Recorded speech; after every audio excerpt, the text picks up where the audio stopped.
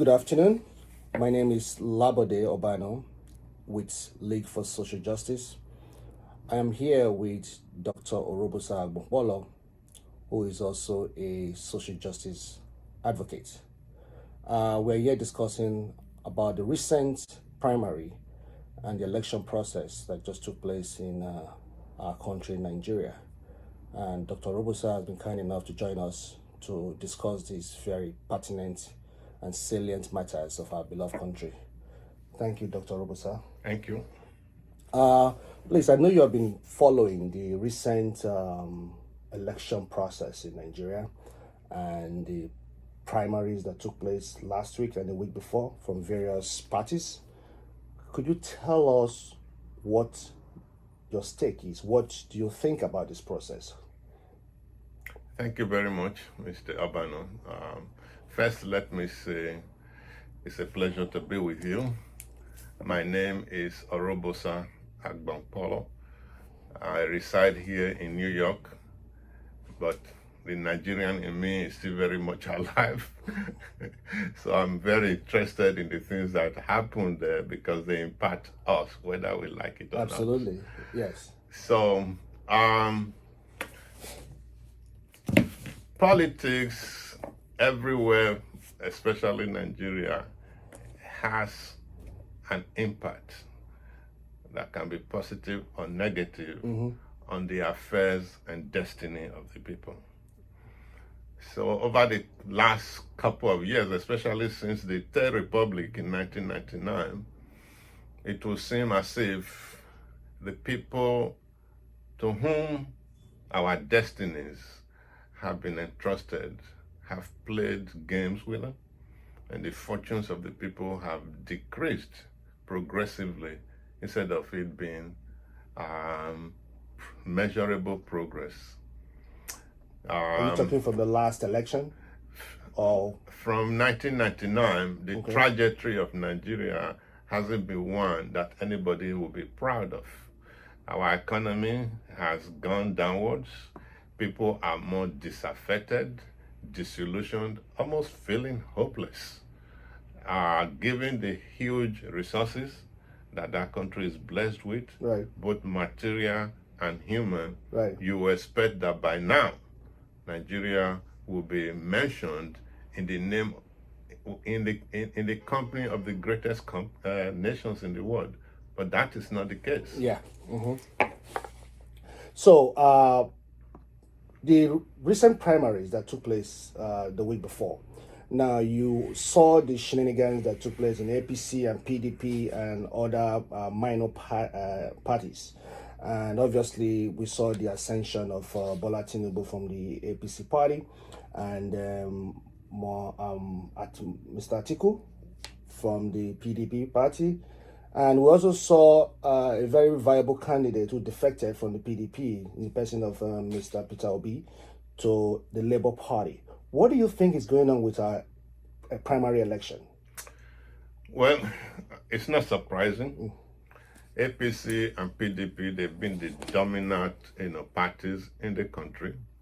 And between the two of them, the ruin that Nigeria has happened between them. Right. There is no significant ideological distinctions between the parties.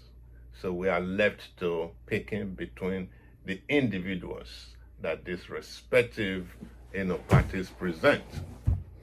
Unfortunately, the way the primaries are conducted in each of these parties is not open.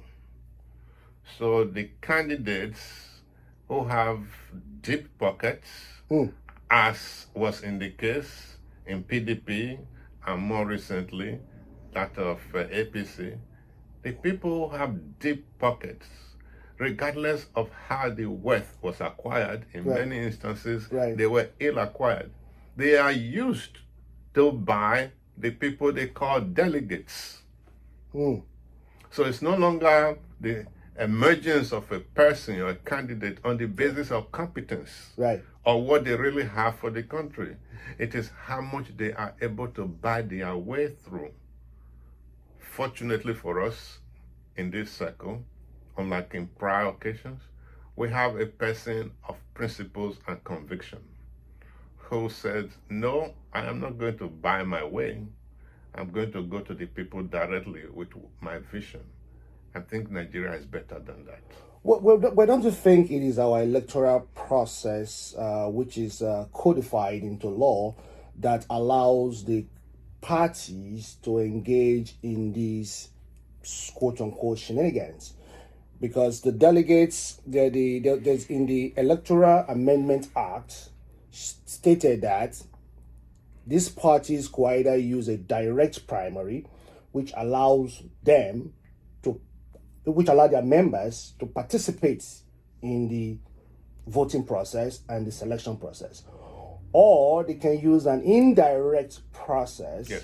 which allows them to use delegates. Yes. And you and I know that these delegates are party bosses, they are people who hold offices in various wards, and they are very, very small in numbers. That's correct. So, didn't you think that is the law itself that gave room to such fraud and shenanigans taking place in the electoral process? No question about that. That's why I prefaced my discussion with, we have become a people who are skewed in favor of the same people who have abused us, who have cornered, hijacked our commonwealth, and they now use these resources to buy their way. So they make the rules. So the option to go direct or indirect is influenced by these stalwarts in the party who have deep pockets to influence law. So yes, we now have those candidates. Fortunately for the populace, who really, from all indices, are really tired of these old brigades from these parties that have, and there's a great deal of enthusiasm for a break, a complete break from these two parties, no matter who is the candidate they are presenting. So to me, good has come to the people. You think so? Absolutely. How so? Well, the Labour Party candidate at this point in time is Mr. Peter Obi. That's true. You cannot say of Peter Obi he doesn't have executive experience. He does. Yeah, he was the governor of Anambra State. That's correct. Okay. And his track record is exemplary by what he did there, by not abusing his office, which a lot of people do, by not enriching himself at the expense of the people, and by having evidence or quantifiable indices that you use to measure competence and performance. So, by all intents and purposes, Peter Obi checks the boxes of the type of leader that Nigeria needs at this crucial time.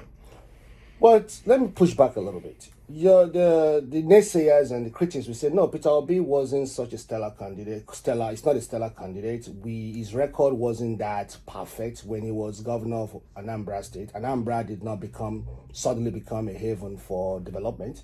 Anambra right now is in complete disarray. So what legacy did he left for Anambra State?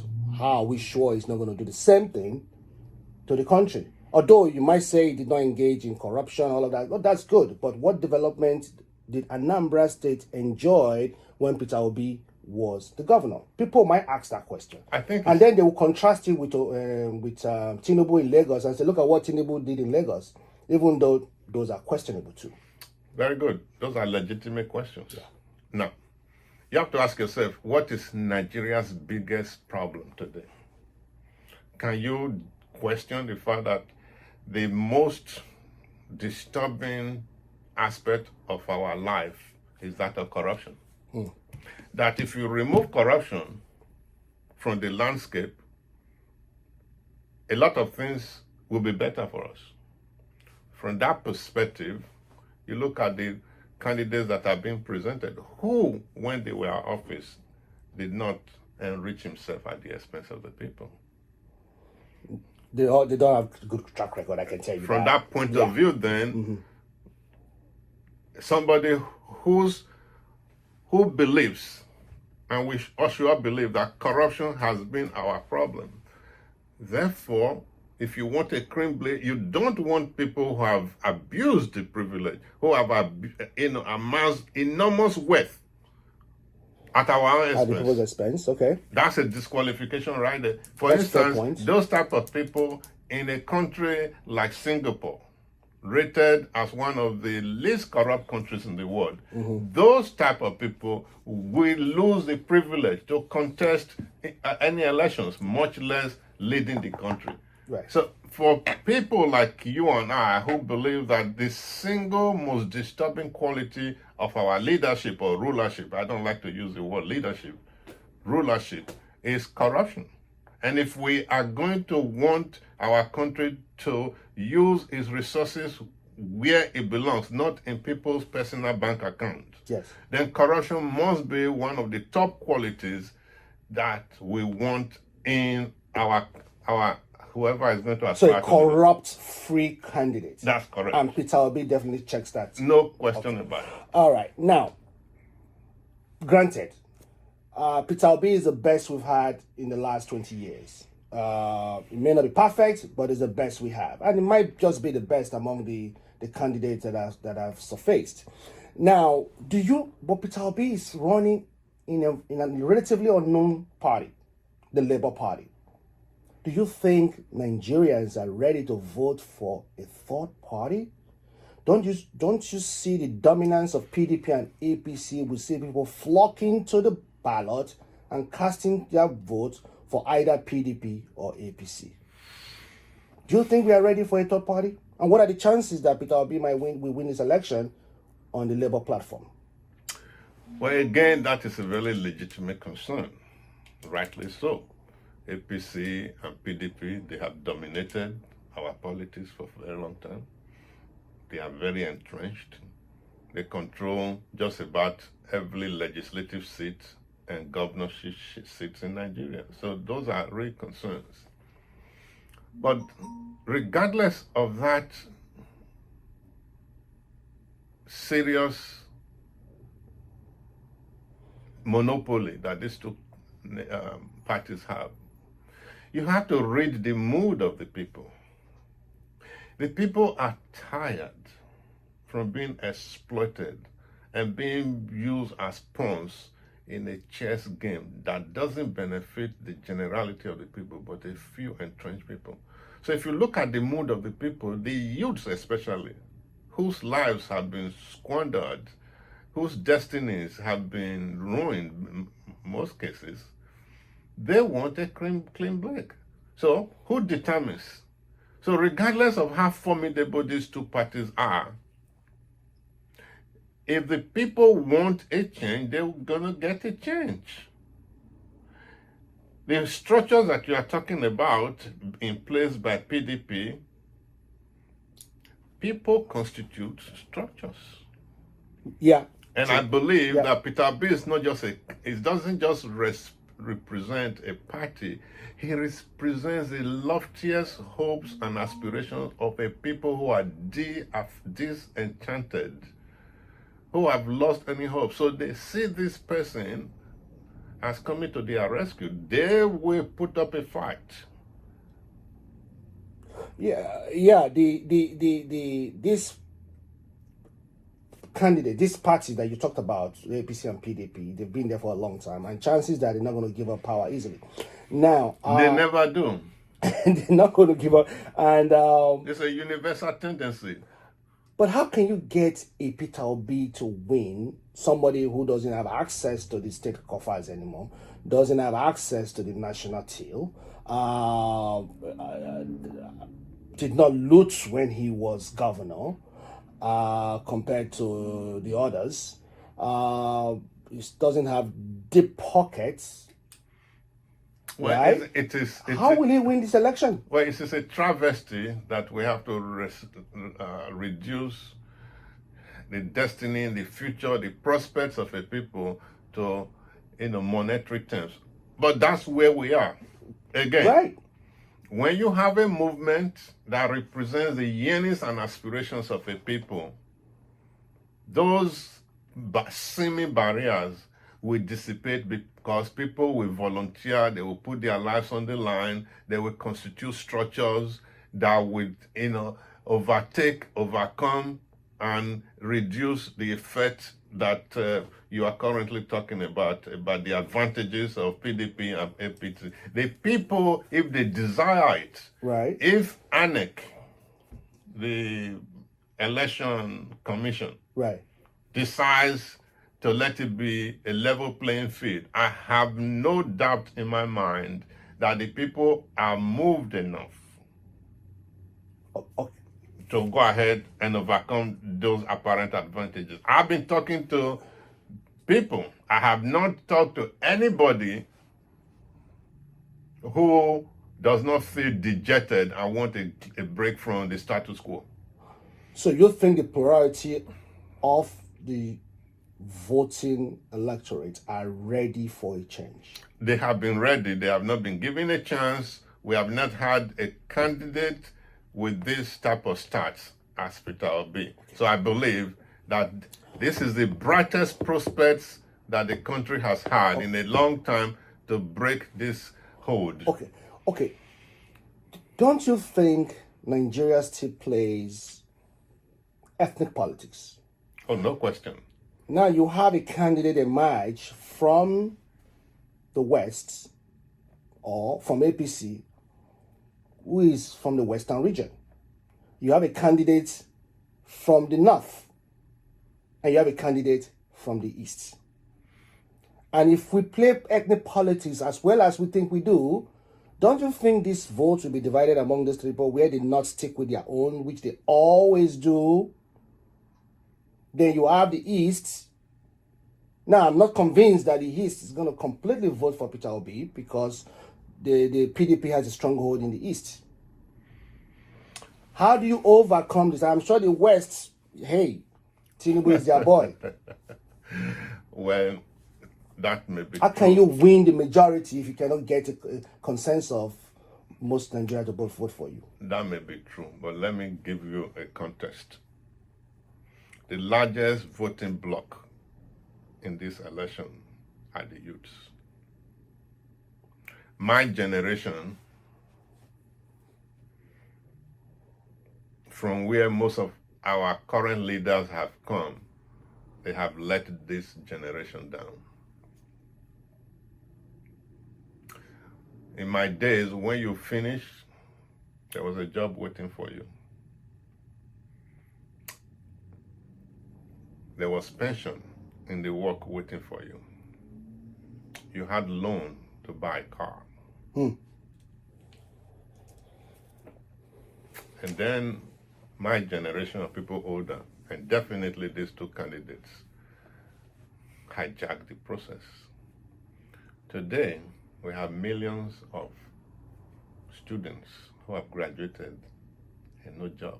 I was just recently in Nigeria. I saw graduates working as cleaners. Yeah.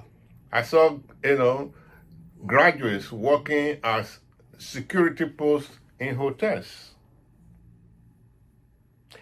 That certainly is not their first option. And they know what should be from what is. And I'm telling you that there's a great deal of frustration, even anger, among these people. And they are mostly detribalized. The youths that you talk to, they're not talking about Hausa, Yoruba, or Igbo. They are talking, I don't have a job. They are talking, I don't have a future. They are talking, security. I can't travel from one place to the other. That's what that's the language they are talking. That's a common currency. In other words, this generation that has been so battered and let down and disappointed, they don't talk tribalism. They are talking who will put me and this country on the right path. So as much as, yes, we are still playing ethnic politics, and that is in the older generations who like the status quo, the younger generations don't talk that language. Okay, you think this younger generation are ready for the kind of change you talk about? I think they are ready. If you go around, When next you go to Lagos, just stop and talk to people on the streets. When you go to Benin City, talk to people on the street. They don't care where or what language that person speaks. They just want somebody who is going to change the direction of the country. And just about everybody you talk to, except the people who are benefiting from the rotten status quo, believe that the country has been adrift for far too long. Okay, very well. We're going to take a quick break. Then we'll come back. I would like to talk about the PVC situation and the youth relationship, the relationship of the youth with the PVC. Yes. And of course, I'm going to ask you a question regarding your recent piece. So we'll be right back.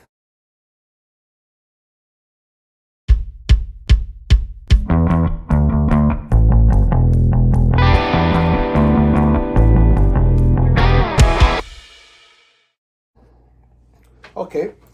Thank you, Dr. Robosa, for joining us on this very important topic as to the state of our nation, Nigeria, and the election process that has been going on. Now, before we went for a break, you were talking about the candidates and the process that has ensued. Now, as you know, electing a president involves the participation of the people, and the only way the people can participate is through the this collection and securing of their PVC, which is their voters registration card. Now, what is your position on this, and how do you think the process has been going on well? Are the voters encouraged to get their voters card? Because Nigeria is a nation of 300 and about 210 million people, but if you look at the last election, only a insignificant fraction of that number voted for the last president. How can we drive more people out to vote so that we can change the narrative of this country, if you will? Good questions. Let me start by giving an example. When people feel that their interest is not important Right. to the people who govern, disillusioned they become, disaffected they become, and disengaged they are in the process. All right, my vote doesn't matter, so I won't go. Right. But when there's a suggestion that a candidate represents your aspirations and dreams, there's something inside of you that says, my time. I'll give you an example. Okay. In the United States, there came a man in 2007, Barack Obama. Okay. He was a nobody compared to the other candidates. But the blacks, who for many years did not feel part of their process, in spite of the numerous seemingly insurmountable barriers put in their place not to go out and vote, these people stood in rain, sunshine, night and day, sometimes going without food, to register and vote. Okay. The resistance was overcome, and one of the eyes made it president. Yeah, because the people fully participated. Absolutely. And the system made it possible for them to participate. Yes. So what I'm telling us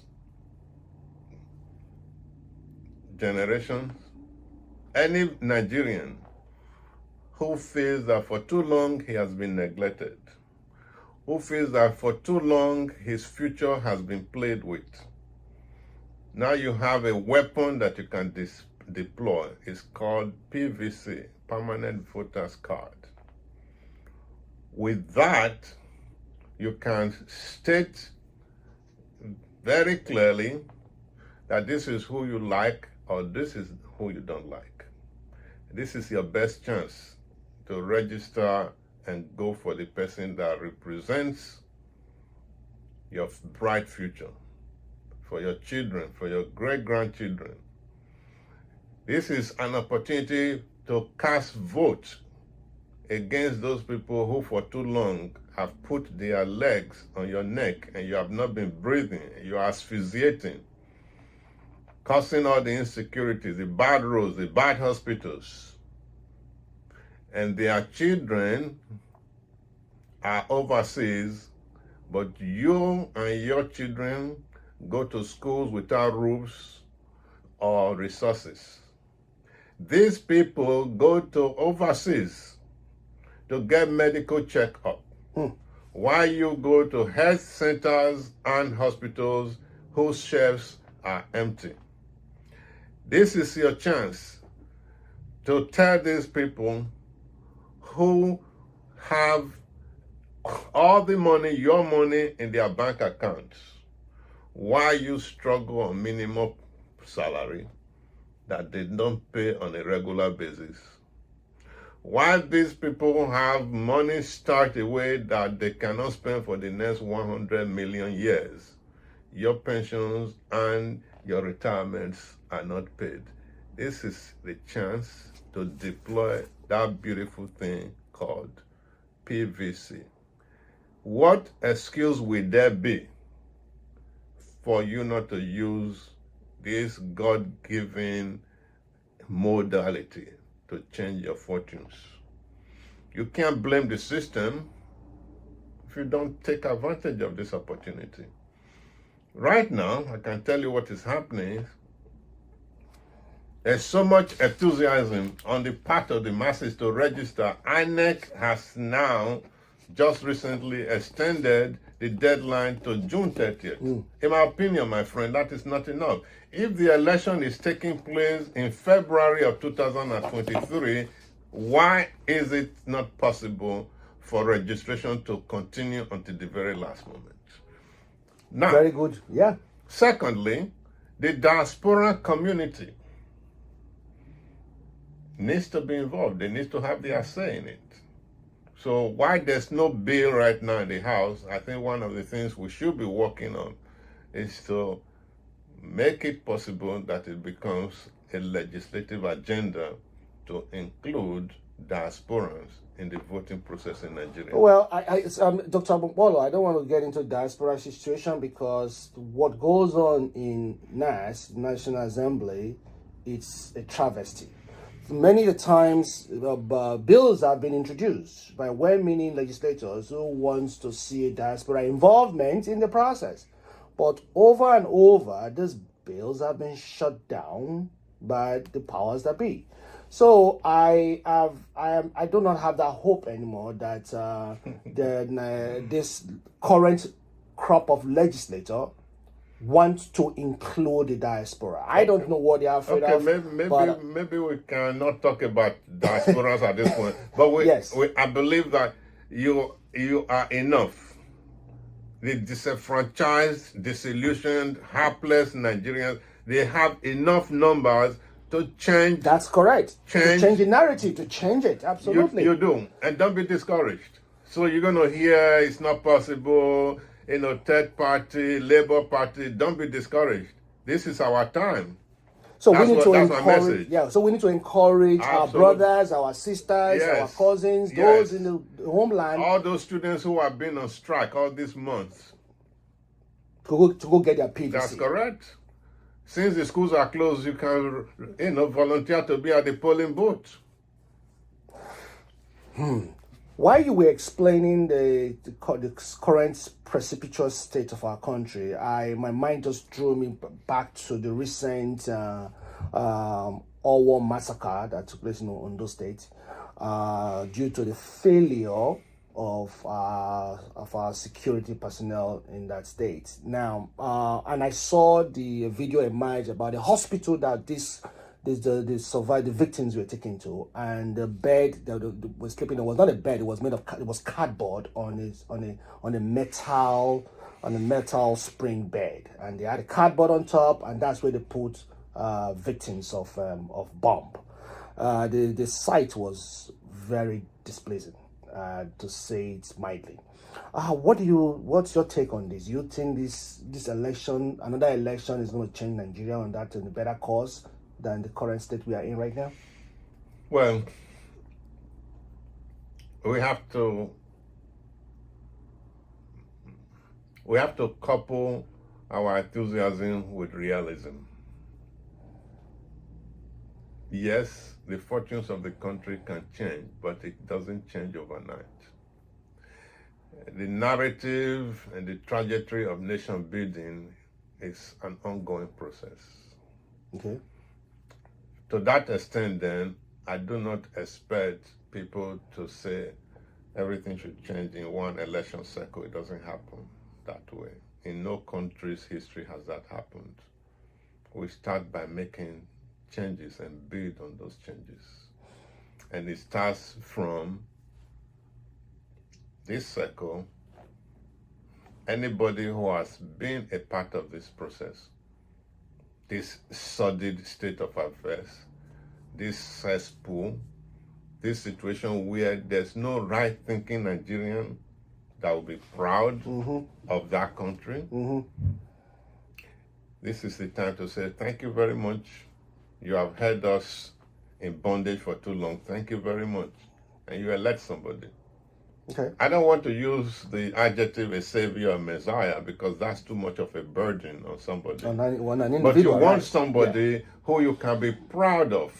This person did not get rich at my expense. This person is simple. He is direct. There are no pretensions about him. Let's start from there Okay. and build on it. Okay. I mean, there are some people when they are you look at them as a leader, you are proud that that person is the leader of your country. Yes. Okay. So anybody who has become rich at my own expense, I cannot be proud of that person as capable of, making my dreams and aspirations become, realizable. No. Okay. Because they have shown us that while they had the privilege to hold that unique office, they abused it. Yeah. And don't give me this stuff about, oh, he was an excellent governor, he was this. No. Because you do not elect somebody who you do not think should perform. So we elect people so that they can perform, so that we, the people, can enjoy the dividends of good governance. Got it. So if you do that, it's not something to be praised. It's expected. That's the trust, that's the mandate we gave you. What is not expected of you anyway, in that unique privilege, is to abuse it. Yeah. So once you abuse it, every other thing you are supposed to have done that should be in the good column, you have eliminated it. Yeah. Yeah. Absolutely. We live in a nation where we have a leader who do what is right, and we begin to think like, oh my God, Yes. this is amazing. Yes. Because we are so numb and Yes. we're so used to Yes. leaders Yes. who do the wrong thing. That's correct. That's correct. That's why, again, I keep going back, to countries that have been ranked the least corrupt countries. We should aspire to the highest standards, my friend. Absolutely. Nigeria, on paper, should be one of the best countries in the world. So corruption has been our problem. So let's take the model of Singapore or Hong Kong, where corruption has been almost totally eliminated. Almost, you are Let's correct. use Yes. the word zero tolerance For corruption. Let's start from there. If Wow. over the next 4 years we can take care of that albatross, very good. I don't know if you heard the recent Supreme Court ruling just a few days ago that EFCC cannot prosecute governors who stole from their state coffers. Whether they are in office or out of office, I don't understand Well, in the reasoning Singapore, I can tell you behind that ruling. that body, of course, when you have such a body that is supposed to prosecute, Yes. corrupt people, Yeah. there's going to be a lot of pushback by the people who are well resourced by our stolen money. So there's going to be a pushback, and you're not surprised what you are hearing now. But what should happen is that such a body should be completely autonomous, not subjected to political changes and influences. Or I'll be able to influence by the That's politicians. that's what the Commission for Fighting Corruption in Singapore is. It's not influenced by politics or politicians. Yeah. So That's the what we need. judiciary and the units that prosecutes corrupt people should be completely independent. That's correct. From the governing authority. We're gonna get there one step at a time, as I said. Okay, I have a couple more questions, one or two questions before we round up this session. I just quickly want to ask you about the social media and PVC. Now, you know, Nigerians are very loud in social media space, whether it's in Instagram, Twitter, WhatsApp, and the rest of them, and they are all over. So, how do you think is best for them to transit their loud vocal voice in the social media space into actual voting and participating in the process? How do you think they can make that proper transition? Well, people actually do believe, to some extent, that is corroborated by evidence, that there is a hiatus, that there's a disconnect between the level of participation on social media and real voting.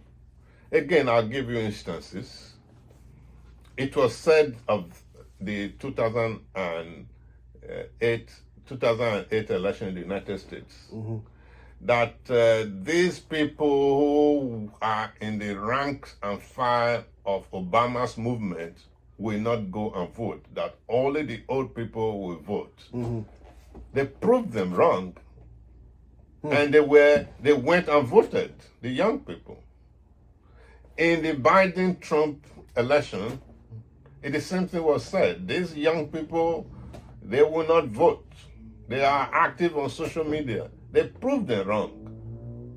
They went and voted en masse. I believe that in Nigeria, as we speak, yes, there's a lot of enthusiasm and activism on social media. I believe that the circumstance, the dire circumstances, the severe reality on the ground is going to make people move from social media activism into the polling booth. You believe that? I believe the time is here. You see, people's actions are dictated by the realities of their situation. When somebody feels angry, hungry, as most people feel, they will take action. And I'm seriously believing that that is the case this time around. Okay. And our responsibility Okay. is to tell them, don't be discouraged. This is your chance. Okay. Well, I appreciate your enthusiasm, but I'm not going to hold my breath. Okay. It's your prerogative. Okay. You're at liberty. Okay. I want you to keep breathing. Okay. All right. Now, I want to ask you this last question, which is also pertinent to our discussion this hour. In your last piece, which has been widely circulated, titled "All Hail King PVC."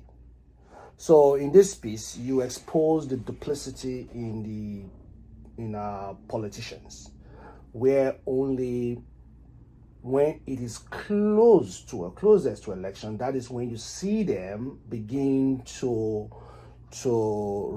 play romance, so to speak, with the voters. All of a sudden, they become very compassionate. The same politicians who have neglected the people for 3 years, 1 year, 6 months before election, 3 months before election, you see them begin to do normal, ordinary folk stuff. Going to ordinary folks' area and try to blend in as if they are one of the commoners.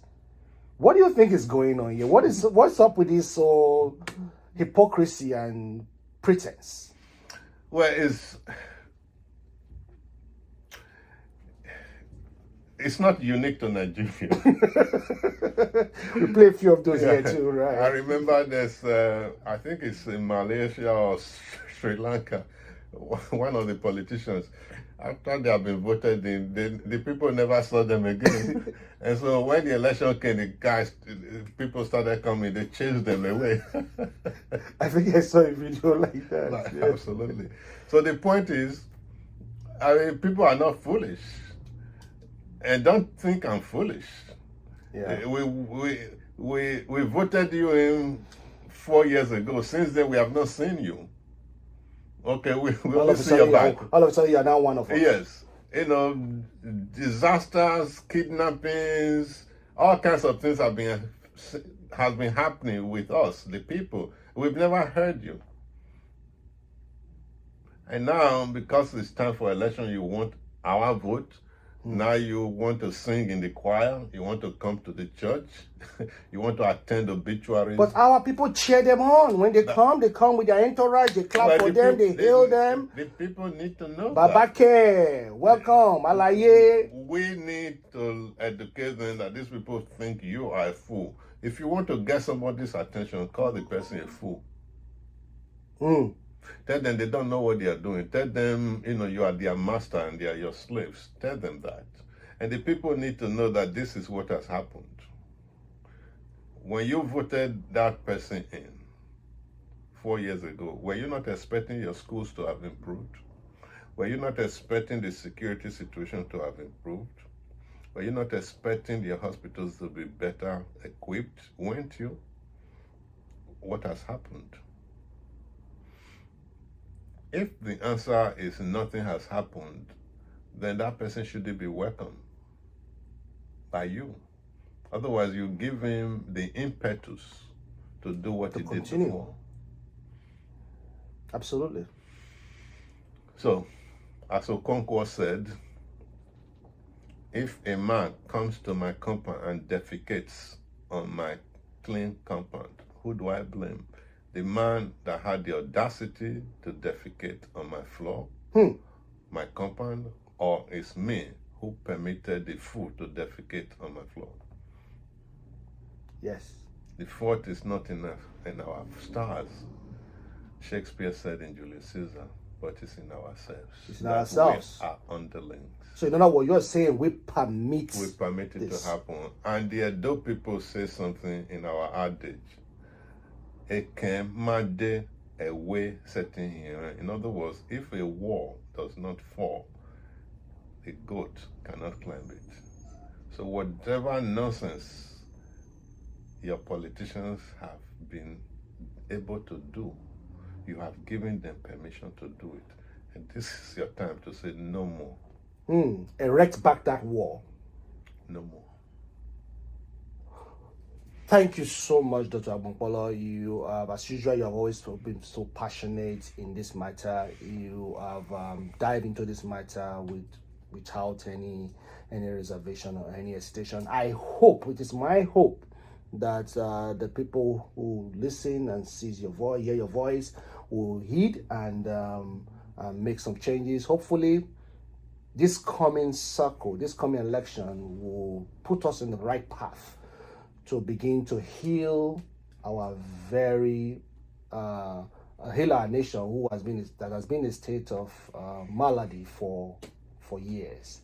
So I want to thank you for joining us.